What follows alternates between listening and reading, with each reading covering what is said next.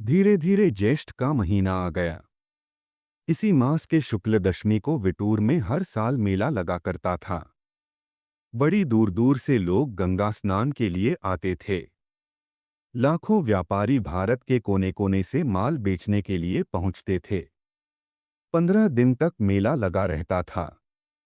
उस समय उत्तर भारत में विटूर ही सबसे बड़ा मेला था। इस बार महोबा वालों ने भी मेले में जाने का विचार किया। यथासमय दक्षराज, बच्छराज, तालहन और कुछ शूर सामंतों के साथ रानी मल्हना देवी अपनी बहन देवल देवी को लेकर मेले में गई।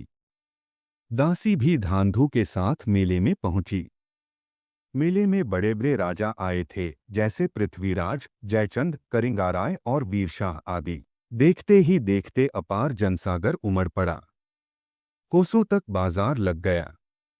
देश देश की वस्तुएं बिकने लगीं। महोबा वाले भी एक और छावनी डालकर उत्तर पड़े। उरई का राजा माहिल भी आ पहुंचा। पुनीत तिथि आ पहुंची। पवित्र भागीरथी में स्नान कर सभी बाजार घूमने लगे। बाजार घूमते हुए अचानक करिंगाराय से माहिल की मुलाकात हो गई। कुशल प्रश्न के पश्चात करिंगाराय ने माहिल से कहा, महाराज, बाजार में कोई अनोखी चीज नहीं मिलती। बहन ने चलते हुए कहा था कि मेले से कोई अनोखी चीज लेते आना। करिंगा की बातें सुन माहिल हंस पड़ा और बोला, क्या तुम्हें कोई अनोखी चीज मिलती ही नहीं? सुनो, मैं बताता हूँ, यदि तुम में शक्ति हो तो उसे प्राप्त कर लो। मेरी बहन देवल देवी के पास एक नौलखा हार है, उससे बढ़कर और कोई अनोखी चीज न होगी। देवल देवी गंगा स्नान के लिए आई है। साथ में विशेष लश्कर भी नहीं है। यदि शरीर में कुछ दम हो तो लूट लो, नहीं तो बाजार में जाकर पैसे दो पैसे की कोई अनोखी चीज ढूंढो। माहिल की बातों ने करिंगा को उत्तेजित कर दिया। वह एकाएक आवेश में आकर बोल उठा, उरई नरेश, मेरा दम देखना चाहते हो? आज ही मैं अपनी शक्ति और वीरता दिखा दूंगा। मैं असली क्षत्रिय हूं, तो तुम्हारी बहन का हार छीन लूंगा। इतना कहकर करिंगाराय ने अपनी सेना लेकर महोबा की छावनी घेर ली। एकाएक आक्रमण से दक्षराज विचलित हो उठे। महोबा के सभी सिपाही थरथर कांपने लगे। रानियां भयविह्वल हो गईं। उस समय प्रतापी ऊदल देवल देवी के गर्भ में था। करिंगा का अत्याचार मीरा तालहन से न सहा गया। उसने अपने बेटों को ललकारते हुए कहा, बेटों, हम लोगों ने महोबे का अन्न खाया है, आज उसका बदला चुका दो। वीरों, अपनी तलवारें म्यान से खींच लो और अत्याचारियों के नाश के लिए तैयार हो जाओ।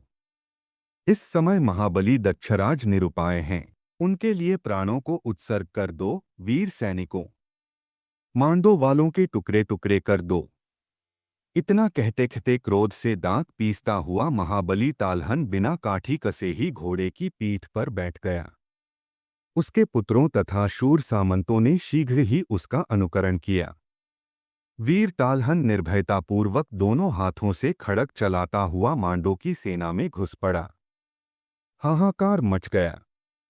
तलवारों की चमचमाहट, कमानों की मरमराहट और तूपों की करकराहट से रणस्थली गूंज उठी।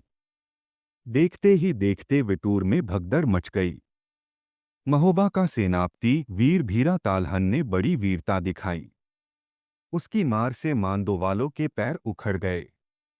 सारी सेना हाहाकार करती हुई भाग खड़ी हुई। उसी दिन दक्षराज और मीरा तालहन ने पगड़ी पलटकर मित्रता कर ली। इस मुसलमान वीर ने मरते मरते अपने प्रण की रक्षा की। बड़ी घमासान लड़ाई हुई। तालहन के बेटों ने बड़ी धीरता दिखाई। बात की बात में हजारों वीर धराशायी हो गए। पृथ्वी रक्त से भीग उठी। महोबा की छावनी वीरों की लाशों से पट गई। पुत्र सहित तालहन को वीरतापूर्वक शत्रुओं का नाश करते देख महोबे के शूर सामंत भी जूझ पड़े। फिर क्या था? करिंगाराय, मांडो का राजकुमार, भाग खड़ा हुआ।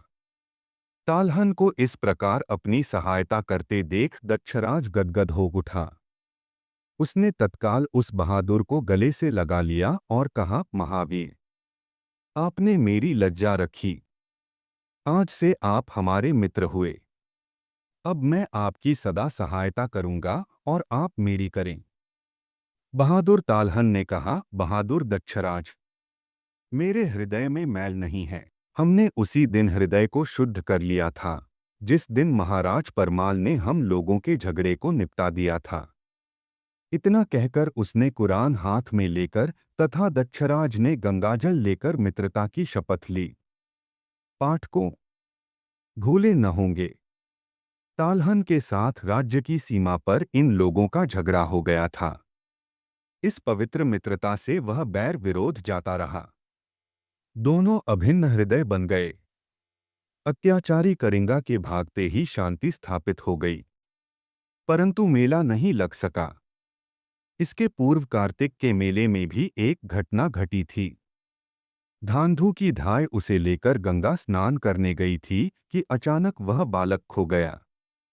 अस्तु मेला समाप्त हो जाने पर सभी अपने अपने घरों को चले गए। दक्षराज भी रानियों, शूर सामंतों और मीरा तालहन के साथ सकुशल महोबा लौट आए। धांधु के विषय में यह भी कहा जाता है कि उसकी धाय मेले में एक ज्योतिषी से उसका हाथ दिखला रही थी। ज्योतिषी ने कहा, यह बड़ा प्रतापी और शूरवीर होगा। पृथ्वीराज और उनके चाचा कान्हदेव वहीं स्नान कर रहे थे। उत्तम लक्षण वाले बालक को देख कान्हदेव ने उसे घोड़े कौशल से उठवा लिया। कुछ दिनों के बाद कान्हदेव ने बड़ा उत्सव मनाया और उसे गोद ले लिया। यह सुनकर महोबा वालों ने संतोष किया।